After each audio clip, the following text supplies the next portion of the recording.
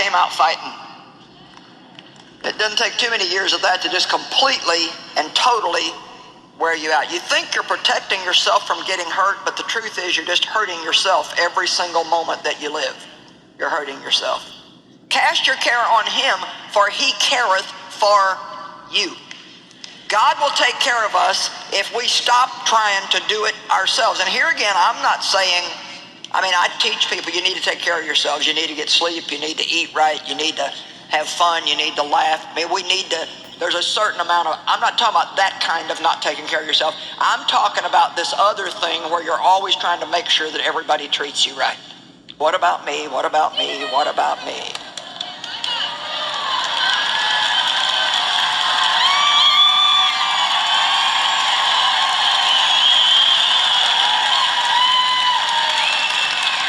Well, we're almost in May, and I haven't had to do the robot once this year yet, so. I guess maybe I could do it for you tonight.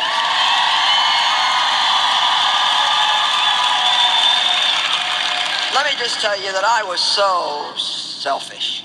Oh my gosh, I was so selfish. I was always on my mind.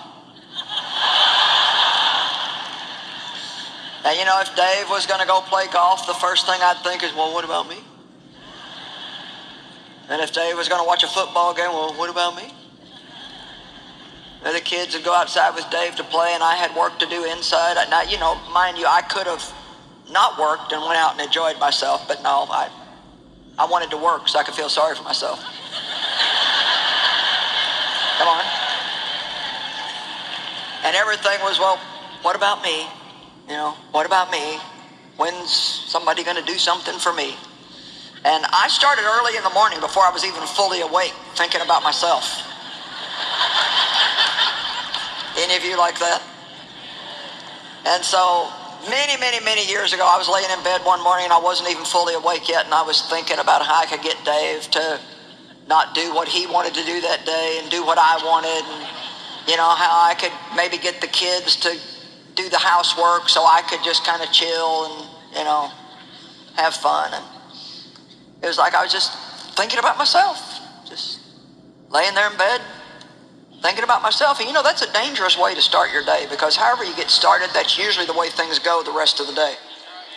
And you're much better off to lay in bed and purposely think, God, what can I do for somebody else today? How can I be a greater blessing to my family? God, how can I be a better wife today? The last time I asked God that, he told me to cook Dave's breakfast. I haven't asked that in a while.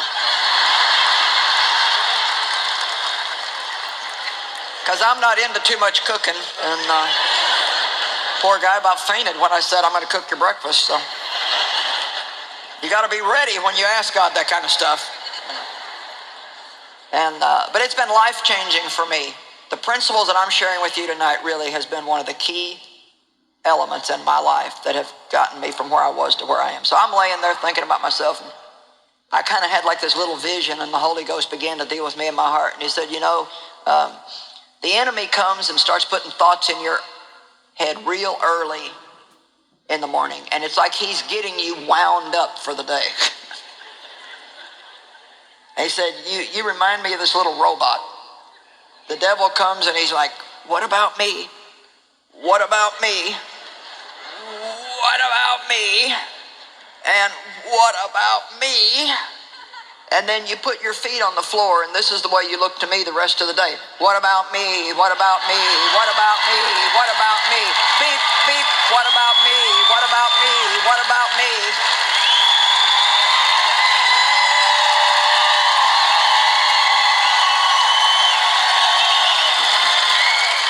I will never understand what is so magical about the robot.